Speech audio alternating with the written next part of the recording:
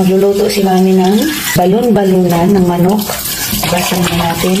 Lambutan na natin ito bago natin lutuin. Isasalang na natin. Lagyan natin ng luya. Yan. Pampatanggal po ito ng lansa. Palambutan natin. Naka-slice na siya ng strips. Bawang, sibuyas. Ilagay ang luya. So, set aside lang po natin ito. At ilagay na natin ang balon-balunan strips. Lagyan natin ang paminta. Kalahating chicken cube. Kailangan yung parang semi-prito-prito siya. Ito po ay luto na. Malambot na siya. So, kailangan natin siyang gisahin para manunuo talaga yung sarap. Sobrang bango na. Amoy pa lang, ulam na.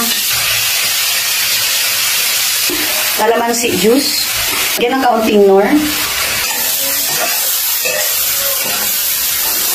Tapos ilagay natin guys ang bell pepper. Ilagay na natin ang oyster. Ayan. Ito po ang nagpapasarap. Mas masarap pag merong sipa ng anghang. Spring onions.